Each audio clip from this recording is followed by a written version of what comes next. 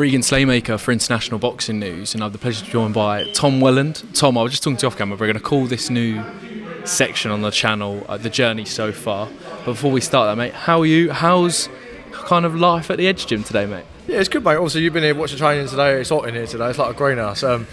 But yeah, good session. Nice to see you as well. It's been a little while. Cheers, mate. A while since we sat down. No, it has. I think the last time we caught up, well, I saw you at the Top Tier show, which was very good. Johnny Clark sat over there. I think I forgot about that. But if not, and then I think, obviously shout out Wasserman every time, but I think Queensbury press conference show, yeah, the press conference. I think it was at Chantel Cameron's new signing. Yes, it was, and Adam Howard. Yeah, of course, yeah. So yeah, it's been a little while anyway. It's always good to catch up. Definitely, mate. So, did you meet Prince Naseem that day? Yeah. I met Prince. Funny enough, he actually knew my name, so I was a bit like, oh, fair play. I knew Sammy. Adam. I knew Adam before anyway.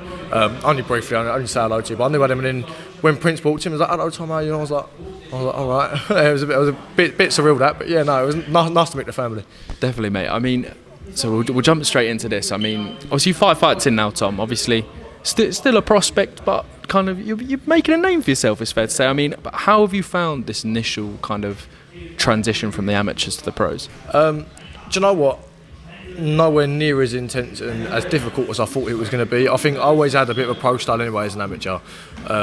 It was actually more of a transition to being an amateur, really. I think when I first started boxing as an amateur, it was all about speeding my feet up and getting the quick counters, and you can see that I've still got that as a pro. I've still got my quick counters, my feet are still quick, but the transition from amateur to pro, it's like going back to normal for me, you know. So it's nowhere near like a transition from one end of the spectrum to the other. It's just settling back down, learning, getting the tactics right, and just being a pro, really. So I've quite enjoyed it. Obviously, my last 5 fights I've really enjoyed. I've had some good fights along the way, you know. I've boxed some good opponents, and it's onwards and upwards for me.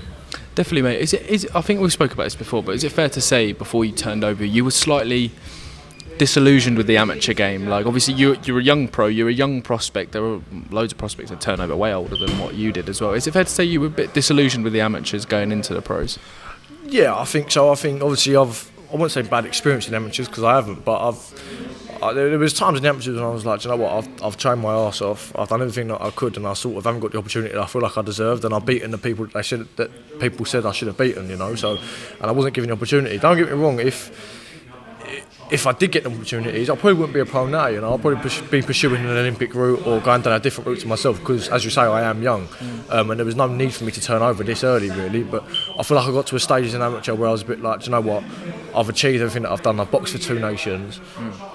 Like, realistically, if I'm not going to go to the Olympics or represent my country any further, what am I going to? I've won my national titles. What else am I going to win as an amateur that's not international level? You know, so I felt like I was backed into a corner. So I was like, you know what, I think it's probably time to switch code and try something different. So I decided to go pro.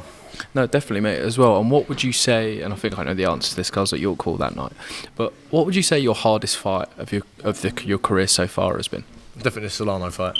100%. I mean, don't get me wrong, he was a last-minute standing opponent, and looking at his record, my speaker said a matchmaker afterwards, and Calla and Nissa afterwards, they were saying, listen, we didn't want that fight for another probably 5 years, you know, but I sold a lot of tickets that night for your call. It was local, and we needed to get out, you know. I've been training, we'd trained, we'd done everything that we did, and I was confident in myself, and my coaches and my manager were confident in myself. So we thought, you know what, we'll take the punt, and it's a good record. It's a good name to have on your record, and we'll just go in there. And if nothing else, it's a great learning fight for me. You know, people said I did a number on him.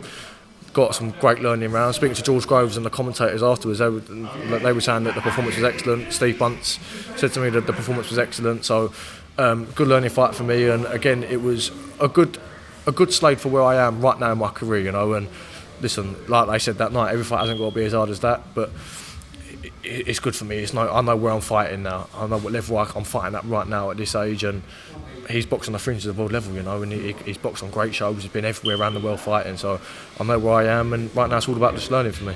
Definitely. I looked at his record the other day, and I feel like all the wins that he has were at the beginning of his career, and I think until his first loss, which was for a WBC silver title, we know how prestigious that title is up in the rankings. I think until that loss, he was like 20-0. It was crazy. It was something like 22-1 or something. I think by the time, I don't know, up until about 18 months ago, it was like 22-1, and that wasn't just in. I can't remember where he's from now, but he, Like Nicaragua, I think. something like that. It's definitely South American, but that wasn't just in South America. That was in America as well. You know, he'd been fighting.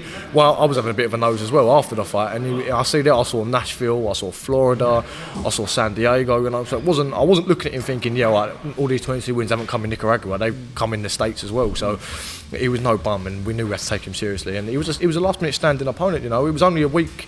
Only had a week really to prepare for him properly. So it was hard. But again, my last 3 opponents have been late stand-ins.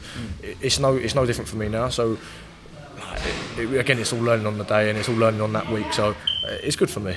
No, it definitely is, mate, as well. Obviously, 5 fights in. Obviously, the next 5 fights are especially in a prospect's career, they're very important. This is when you make that push the titles, especially in that 9th and 10th fight. I mean, is that definitely where you would like to be in 5 fights' time, challenging for your first title, if not having one already?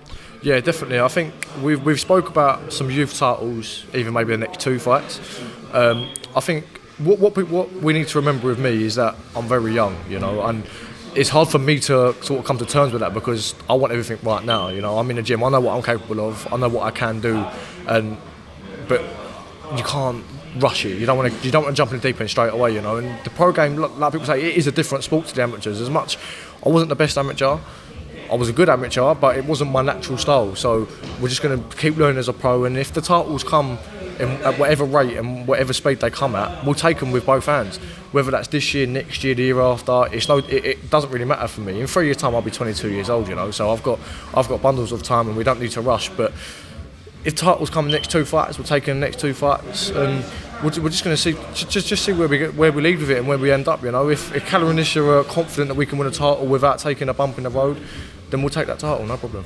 Definitely. Is it very important to kind of to stay? Obviously, when fighters win that title, you can't drop back down that level again. You can't go into a 10 rounder, win a title, and go back to a 6 or an 8 rounder. Isn't it important when you win that title, you need to stay in title contention as well? This is the thing we had this discussion about after the Solano fight, because before we accepted Solano, we had to accept that we couldn't come back down in level once we boxed him and beat him. So it was sort of like, it's not just this one fight you've got to think about. So like you say with the titles, you win a title, you can't then come back down to 6 rounders and go back onto a learning phase. It's not how it works, you know, and people lose interest, and it's just not how it works. You've got to go back in, like if we win a youth, you want to be looking at it in English, we've been defending the youth and then going again for another title and then another one and maybe defending again, you know, and it'll all be 10 rounders. And this is the only thing that I've probably got against me, but also it works in my favour is my age, because I'm fighting at a level where we're looking at titles, but also we don't need to rush because of my age.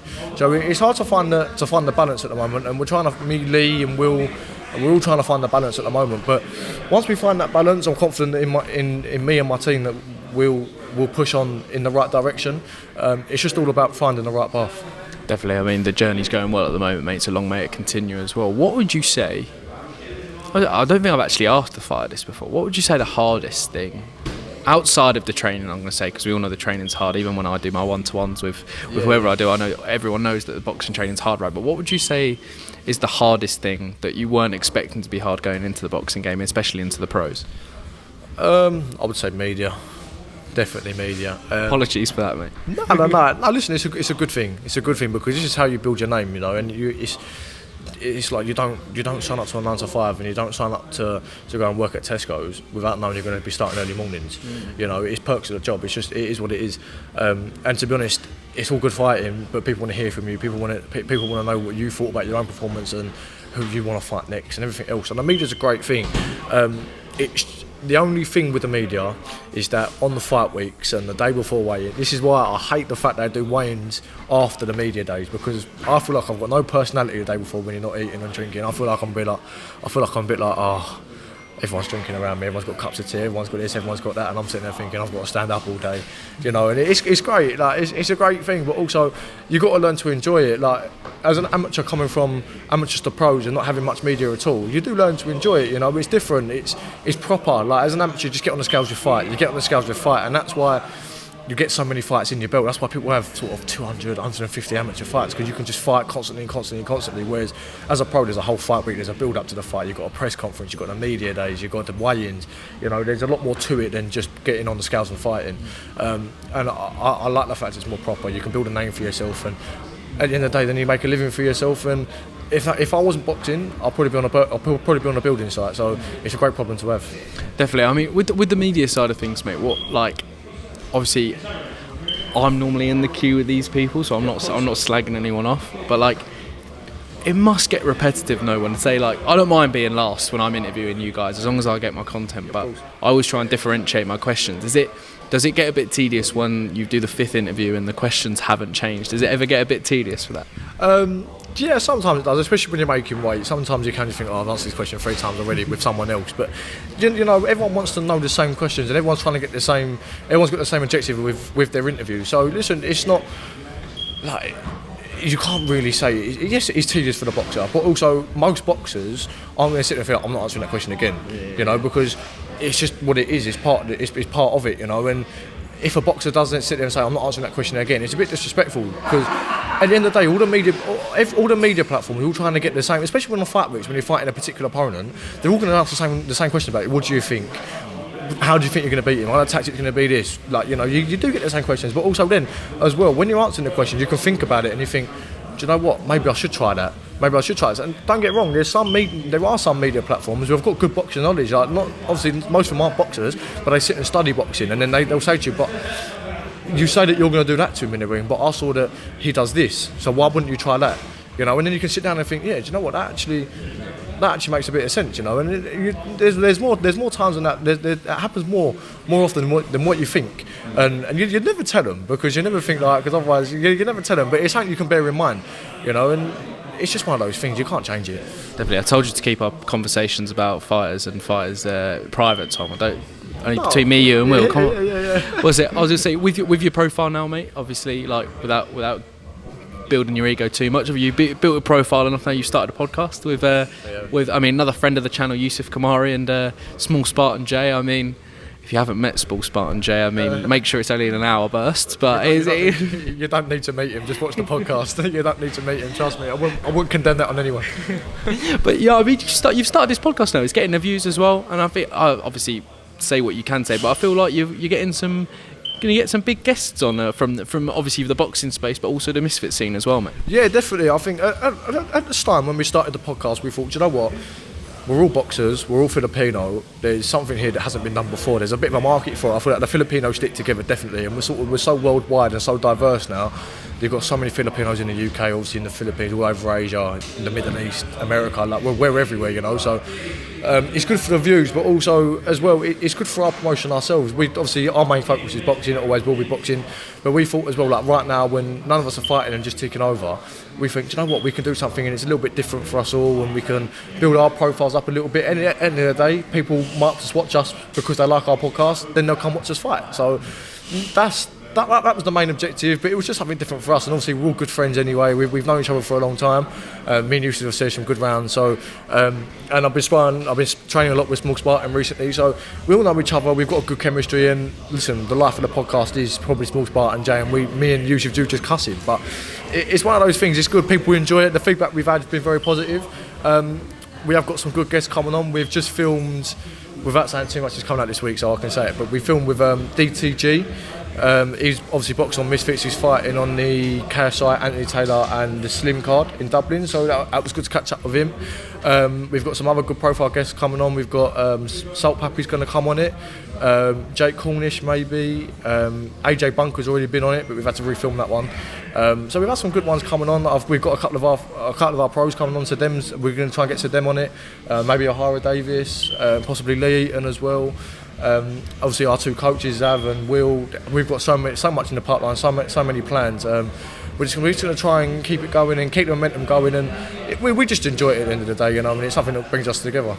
Definitely, mate, as well. And I'm not taking any punches to the solar plexus like Small Spartan J did. He's a braver man than me. I've watched your body shots firsthand. I mean, Tom, we've breezed through this, mate. I mean, the journey so far. I mean, it's a new concept, so I hope it went well, mate. But have you any final words? I mean, for the fans eagerly anticipating your return, or for those who have been watching your podcasts, mate. Just want to say from the podcast side, thank you so much for the love and support. Obviously, it's only been going. It's probably only been started for about a month, but the views and the feedback we've had has been very positive, and we are much appreciated for that. please, if there is any suggestions of anyone that wants to see anything on our podcast, please either send me a DM, send the podcast a DM, whoever, just get in touch and let us know. And from my personal side of things, thank you for all the love and support. Everyone who comes and buys a ticket to my fights, all my sponsors, thank you so much, much appreciated. Without all of you, I would be working on a building site, so it's much appreciated, and thank you so much. Atomic Tom Welland, thank you very much, mate. Thank you, my friend. Cheers. Appreciate it. Cheers. Thank you.